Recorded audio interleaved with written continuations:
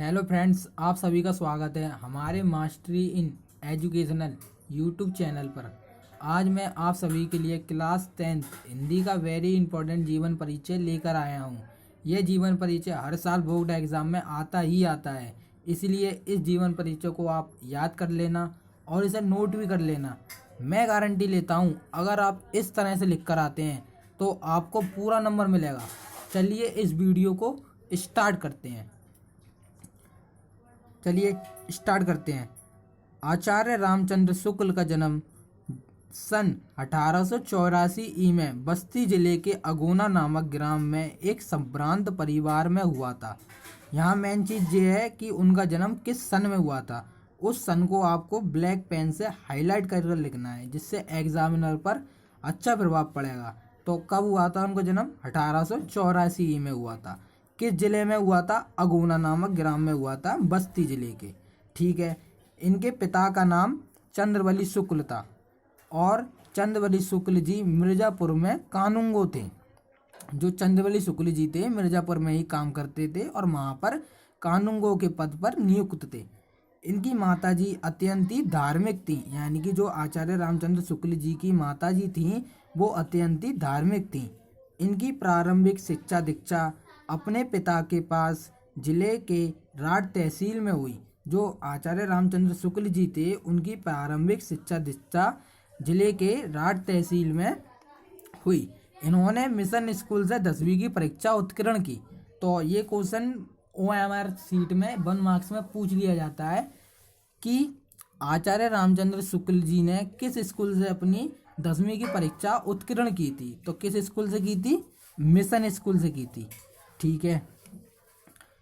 गणित में कमजोर होने के कारण ये आगे नहीं बढ़ सके। हमारे जो महान लेखक आचार्य रामचंद्र शुक्ल जी थे वो गणित में बहुत ही ज़्यादा कमज़ोर थे, जिसके कारण वो आगे अपनी पढ़ाई जारी नहीं रख सके, क्योंकि वो गणित में कमज़ोर थे। इन्होंने FA यानी कि इंटरमीडिएट की परीक्षा इलाहाबाद से उत्तीर्ण की, किंतु परीक्षा से पूर्व ही विद्यालय छूट गया। किसी कारणवश वो FA की परीक्षा पूरी नहीं कर सके और उनका विद्यालय छूट गया। इसके पश्चात क्या हुआ?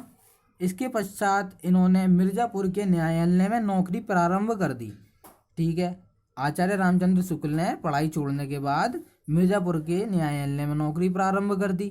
ये नौकरी इनके स्वभाव के लिए अनुकूल नहीं थी, मतलब कि वो नौकरी उनको पसंद नहीं था करना, पर किसी कारणवश मजबूरी होगी उनकी तो उनको वो नौकरी करनी पड़ती थी। लेकिन बाद में फिर उन्होंने इस नौकरी को छोड़ दिया और फिर देखते हैं इन्होंने बाद में क्या किया।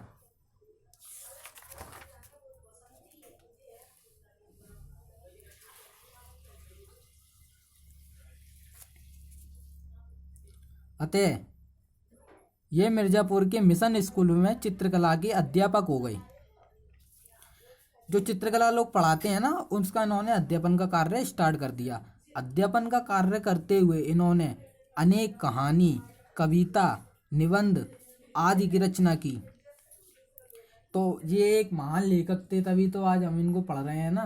तो इन्होंने कहानी, कविता, निबंध आदि की रचना की। इन्होंने 19 वर्ष तक काशी नगरी प्रचारणी पत्रिका का संपादन भी किया। ये वेरी इंपॉर्टेंट है। जो उनकी पत्रिका थी ना, काशी नगरी प्रचारणी, इसको आपको याद कर लेना है और इसको ब्लैक पेन से हाईलाइट कर देना है। ठीक है। फिर क्या हुआ?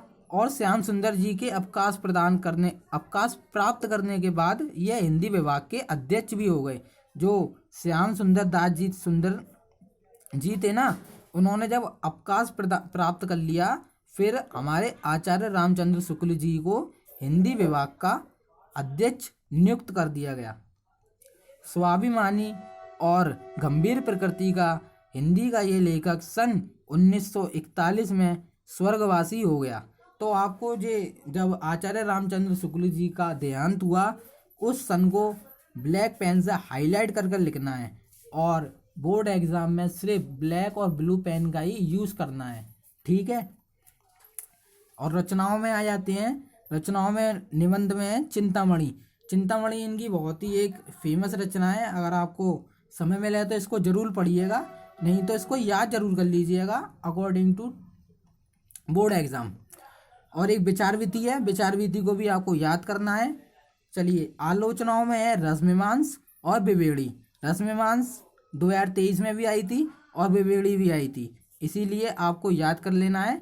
ये सेट 1 में आई थी और ये शायद सेट 6 में आई थी। चलिए इस वीडियो को प्लीज़ आप एक लाइक कर दीजिएगा और शेयर भी कर दीजिएगा, और आपको अगला वीडियो किस टॉपिक पर चाहिए कमेंट कर दीजिएगा। धन्यवाद।